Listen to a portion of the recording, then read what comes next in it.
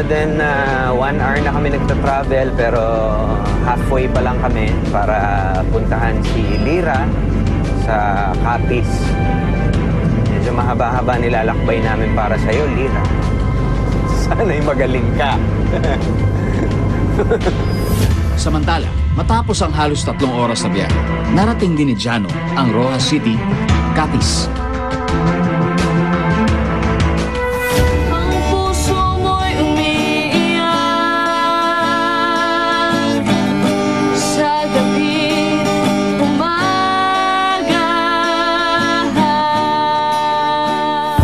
Sana tumuloy ka dun sa second round bukas.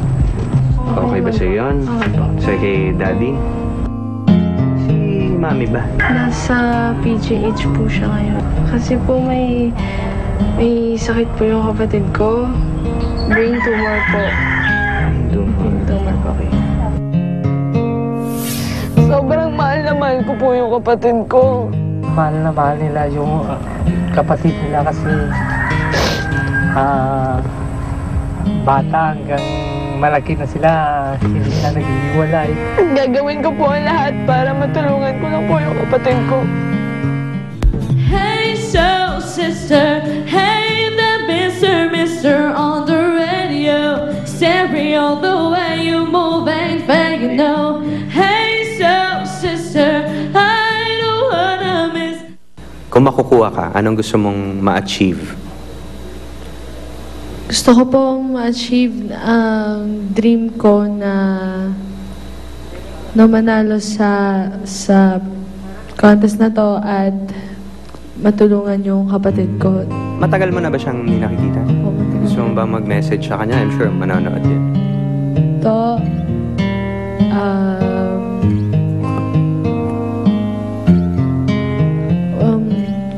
ari ako di subong para ang ginawa ko subong para ginisi mo kay palangga tagi kaya payo hagidaha kag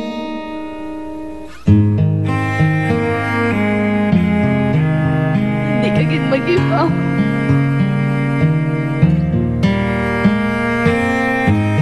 Kung mapipiling protege ni Jano si Lira, ay magkakaroon na siya ng pagkakataon na mabisita ang kapatid sa ospital. Congratulations, Lira. Sa wakas makikita na rin kami ng kapatid ko at matutulungan ko na siya. Dahil sa pagpili sa kanya ni Mentor Jano, ay makakapunta na sa Maynila si Lira at mabibisita na ang kapatid niya. Ano? Gusto ko si Papa. Gusto ko siya makita. Yeah. Dito ay nagdesisyon na ang mga magulang ni Lira na ipagtapat na sa kanya ang tunay na kalagayan ng kapatid. Gusto mo naman kita si Toto? Oo. Gusto na si Toto. Ano siya? Diba pag galing mo, siya, okay siya? Oo. Hindi nahambal siyang doktor nga. Hindi ka siya magdugay?